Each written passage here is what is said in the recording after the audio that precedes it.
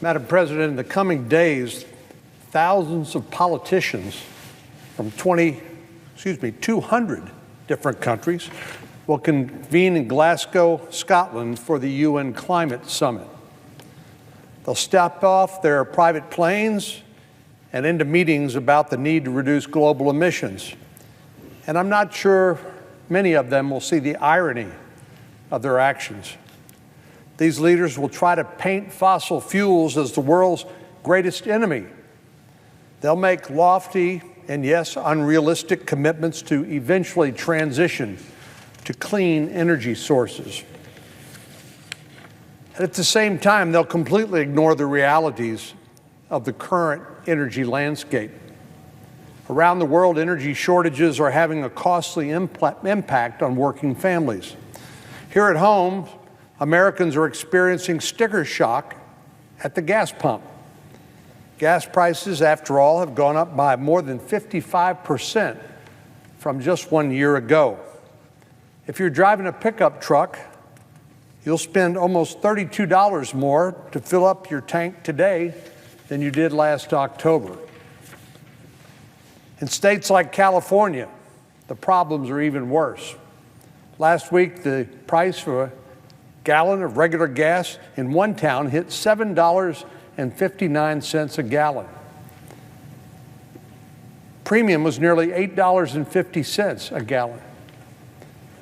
It's hard to imagine how somebody operating on a fixed income or working a minimum wage job, how you would cover those sorts of expenses, especially since it's lower income Americans who typically have to travel farther because of the high cost of living and housing in our major urban areas.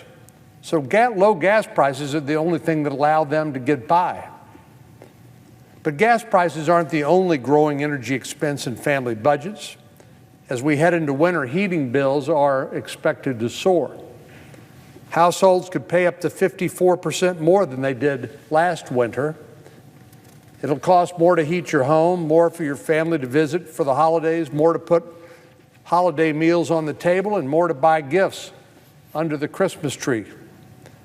This holiday season is shaping up to be a pricey one. Costs at home are growing by the day, and our friends across the Atlantic aren't faring any better. Europe, in fact, is in the midst of an unprecedented energy crisis. A supply shortage has caused prices to skyrocket. For example, since the start of the year, natural gas prices are up almost 600%. The situation is so dire that utility companies have switched from natural gas, which is the cleanest burning fossil fuel, to coal and fuel oil. This global energy crisis serves as the backdrop for this summit in Glasgow, where the world leaders will discuss plans to further reduce the use of fossil fuels. They're not saying what they would do as an alternative. They just want to kill the goose that laid the golden egg when it comes to low-cost, cleaner burning energy like natural gas. Now, making promises to curb emissions sounds pretty good if you could in fact do it. It sounds good until you realize this is what you get: unreliable, unaffordable energy. In Europe's case, they're also playing a very dangerous power dynamic. The supply of energy to the continent would be increased, but the guy controlling the spigot, his name is Vladimir Putin. One of Russia's top priorities is Nord Stream 2, a pipeline to carry more gas directly to Russia, from Russia to Europe. This project, of course, has been years in the making and has faced considerable opposition around the world, especially among our colleagues on this side of the aisle. President Biden has already handed Moscow a massive victory by stepping aside and refusing to impose sanctions on the company building Nord Stream 2.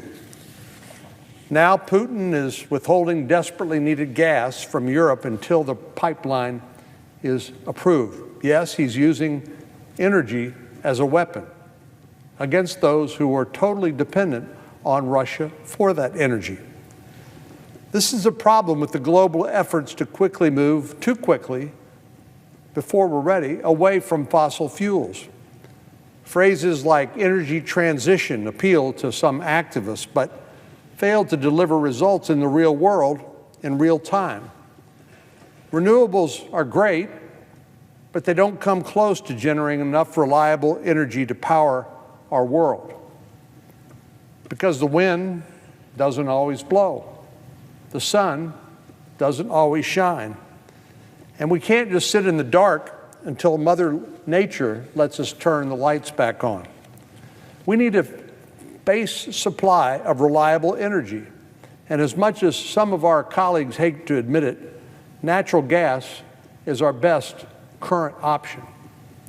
If the U.S. and our allies scale back production to pursue arbitrary emission benchmarks that leave the world turning to countries like Russia, Iran, and Venezuela for their energy, today we're experiencing how costly that reliance is. And in years past, we acknowledged how downright dangerous it is. In January of 2009, Russia effectively turned the gas off to Ukraine for almost 3 weeks, and at least 10 countries in Europe were affected. By transitioning solely to renewables before the output matches the demand, we're placing ourselves in a very, very vulnerable position. Same is true for our allies. President Putin has demonstrated as much. Unfortunately, I don't expect those kinds of real-world concerns to dominate the conversations at this summit in Glasgow. And President Biden certainly won't be advocating for America's energy independence. To the contrary. We were only a few hours into the Biden administration when they launched the first attack on American-produced energy. Within hours of taking the oath of office, President Biden canceled the permit for the Keystone XL pipeline. For some strange reason, he's okay with Nord Stream 2 in Europe, from Russia to Europe. But he's not okay with the Keystone XL pipeline here in America. I don't get it. There's no question that the biggest losers from this decision were the energy workers whose jobs evaporated and the communities that stood to benefit from the tax revenue. The biggest winners, unfortunately, from President Biden's decision includes countries like Russia and Saudi Arabia, who now hold too much power on the global energy market. We'll see how that's playing out. That same day, the Biden administration halted all new leasing permits on federal lands and waters. Rather than responsibly harvest our greatest natural resources and share those resources with the rest of the world, the administration sent more business to our adversaries and to OPEC producers. President Biden piled on with another attack on our energy producers by rejoining the Paris Climate Accords, an agreement that no one seems to follow.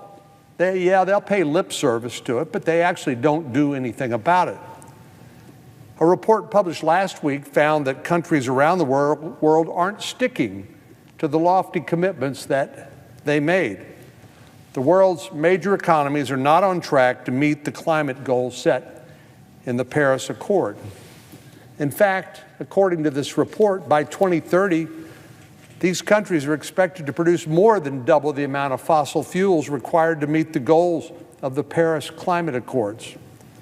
Then there's the fact that China, which plays by nobody's rules except their own, which also happens to be the world's leading polluter, is completely AWOL from any of these efforts. Not only is China ignoring global efforts to curb emissions, the country's in the process of building hundreds of new coal-powered power plants. Last year, China built 3 times as many new coal power plants as any other country in the world combined. 3 times all the other countries in the world combined. Rather than pull out of the government agreement that's weakening our global energy security, President Biden is making even bigger promises that he cannot keep. He nearly doubled the emissions reduction goal set by President Obama in 2015. President Obama pledged to reduce emissions by 26 to 28% by 2025, and we're nowhere close to meeting that goal. But President Biden has doubled down and vowed to cut emissions by 50 to 52% by 2030. A complete fantasy. He hasn't explained how he would accomplish that, meeting that goal, nor, if he tried, would he be able to explain it, because it's simply infeasible. To be clear, I'm a strong supporter of efforts to reduce emissions. There's more ways than one to skin the cat. Texas has been a leader, in fact, in efforts to develop cleaner and more diverse sources of energy. We are truly an all-of-the-above state. We produce more electricity from wind turbines than any other state in the nation. New solar farms are being built all across our state, and private companies are making incredible investments in carbon capture and other emission-reducing technologies. I'm proud of this work and a staunch supporter of efforts to preserve our greatest natural resources for future generations. But what we're seeing from the administration isn't a thoughtful effort to reduce emissions. It's virtue signaling. When the President addressed a joint session of Congress earlier this year, he spoke about the challenges to reduce carbon emissions. He said, if we do it perfectly, it's not going to matter. How he expects to do it perfectly, he did not say, nor could he. But if that's what he's thinking, why drive up energy costs to the point that Americans can't afford to turn the heat on in winter? Why would he give Putin the power to regulate Europe's only source of energy, natural gas? And why curb domestic energy production and let China run wild? These actions may earn votes and support from some corners, but they'll inflict serious pain on the American people, as well as our allies around the world. As an armada of Biden administration officials pack their bags for Glasgow, I want to remind them that there's far more at stake than just the president's credibility on this score. It's our future economy. It's on our ability to provide good, well-paying jobs to hardworking American families. And it's our ability as Americans to export energy, which allows some of our friends and allies around the world not to depend solely on the tender mercies of Vladimir Putin. Madam President, I yield the floor, and I would note the absence of quorum.